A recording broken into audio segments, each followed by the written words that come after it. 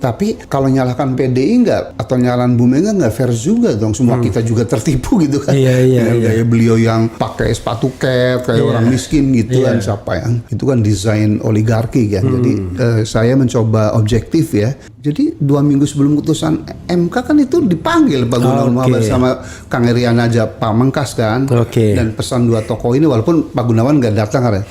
Pak Jokowi andaikan MK pun memutuskan memberikan lapang untuk Mas Gibran nyalon, Bapak tolak. Pak Jokowi waktu itu Anda Pak Prasetyo catat, ini iya harus ditolak. Kok ngerti nggak? Jadi I just don't understand di mana itu Pak Jokowi itu ya.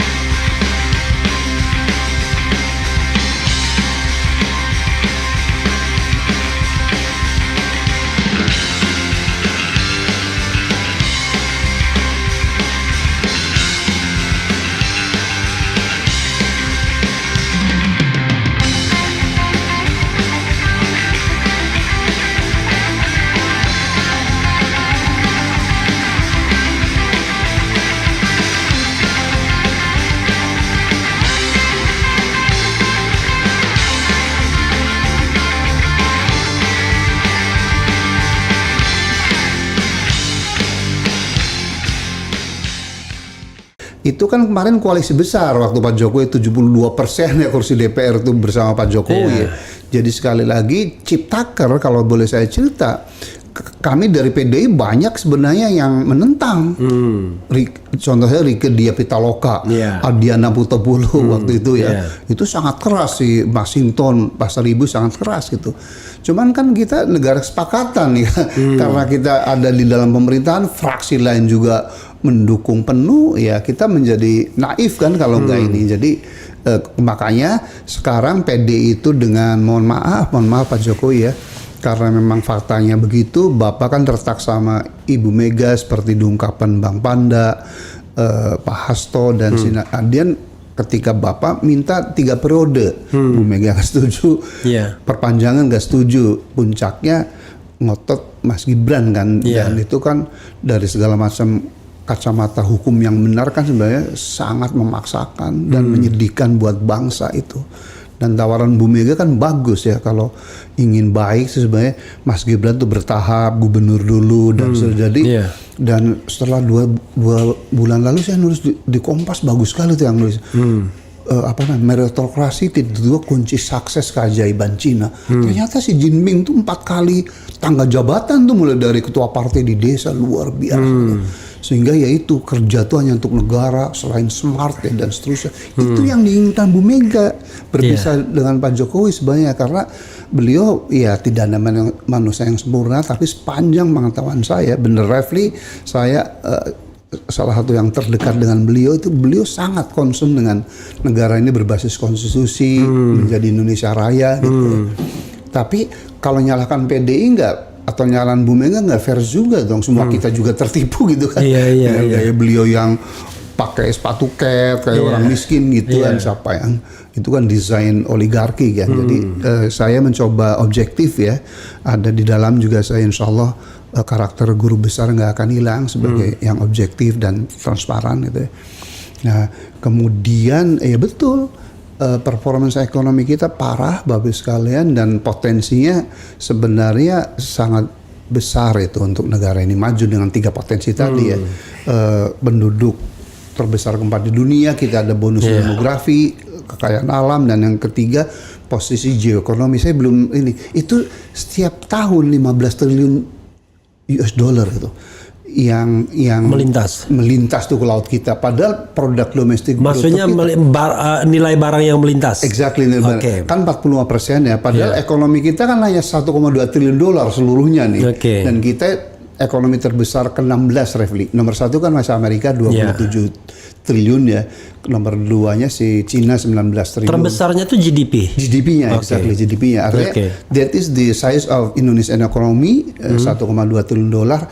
Nah, nilai ekonomi perdagangan yang melintasi laut kita tuh 15 triliun, bayangin nggak? I see. Cuman sayangnya sejauh ini kita bukan memanfaatkan posisi jantung di global supply chain itu untuk memproduksi dan mengekspor, tetapi untuk mengimpor dan mengkonsumsi gitu. Oke, tapi ini biar sobat era sekalian ini tidak keliru ya. Right.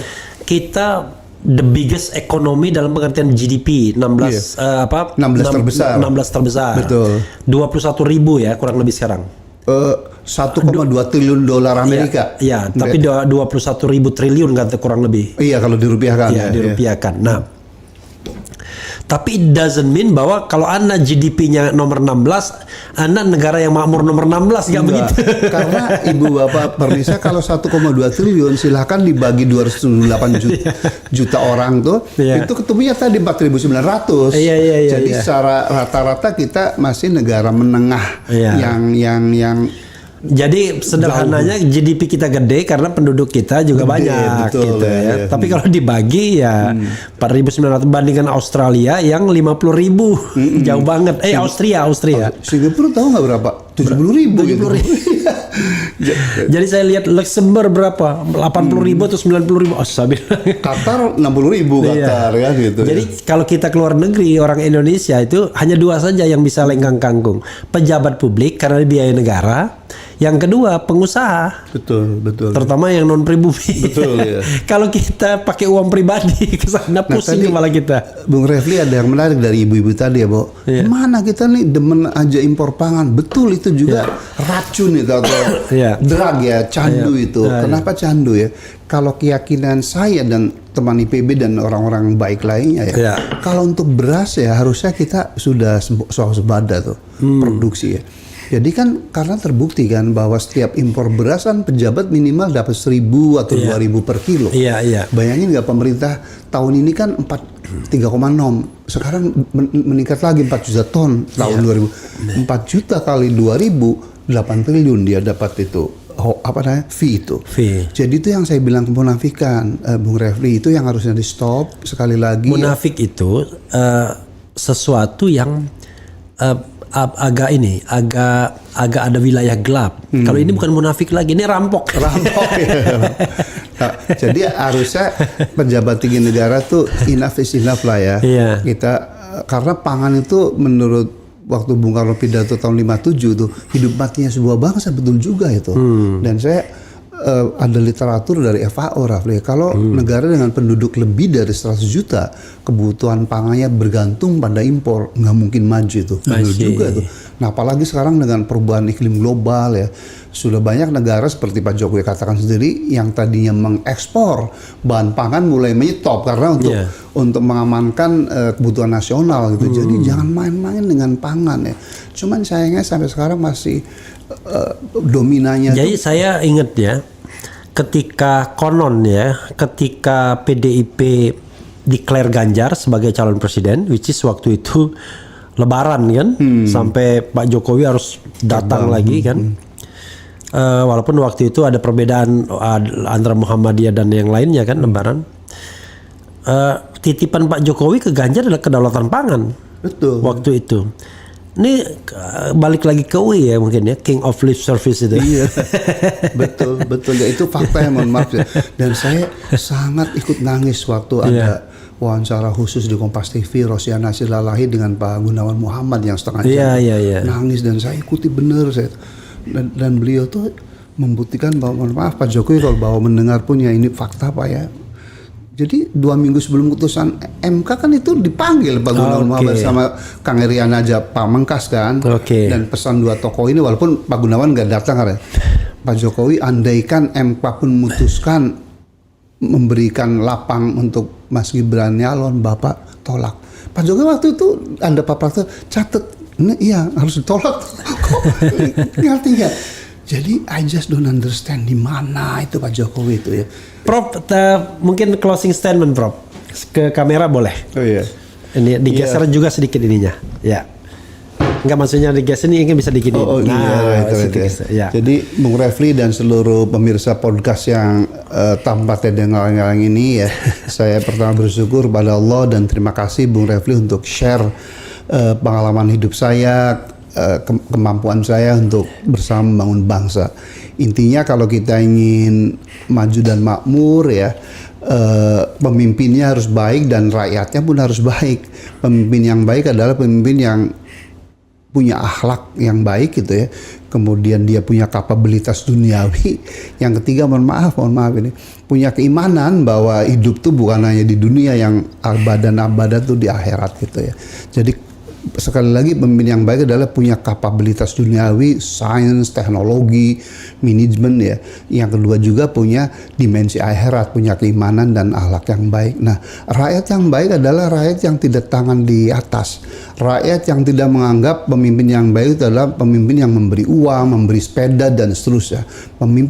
Rakyat yang baik adalah yang menganggap pemimpin itu bisa memberikan jalan penerang, pencerahan dan seterusnya. Saya kira kalau itu bisa kita garap ke depannya gitu ya, dan saya berdoa kalau Pak Prabowo setelah dilantik mudah-mudahan dapat hidayah dari Allah, dari Tuhan kita semua.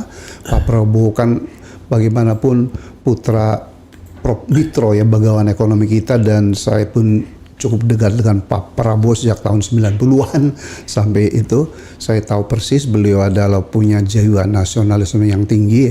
Cuman tantangannya seperti Bu Mega ya, di istana tuh banyak sekali lorong gelapnya itu gitu ya.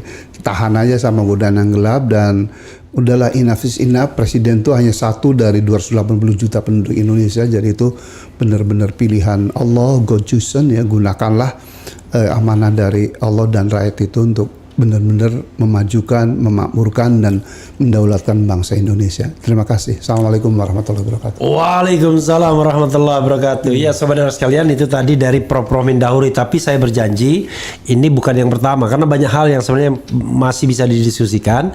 Tapi waktu memang terbatas karena beliau ada janji ya. Padahal dan udah sejam lebih ya, iya, cepat sekali. Janjinya dengan diplomat lagi. Biasanya soal kredibilitas juga kalau janji sama apa, duta besar ya. Iya. Kalau janji sama duta besar Arab Saudi bahwa waktu itu adalah penting, jadi karena itu kita hentikan, nanti 1,5 jam sudah kita, Prof, sebenarnya, Prof. Luar biasa, ya. Tetapi nanti kita akan banyak lagi berbincang ya, karena saya senang mengundang orang-orang yang baik, punya visi ya, punya kepedulian ya, tidak hanya vertikal, horizontal, tapi juga vertikal kan. Ya, mudah-mudahan ini permulaan yang baik, Prof ya. Itu saja, saudara sekalian. Wassalamualaikum warahmatullahi wabarakatuh. Keren.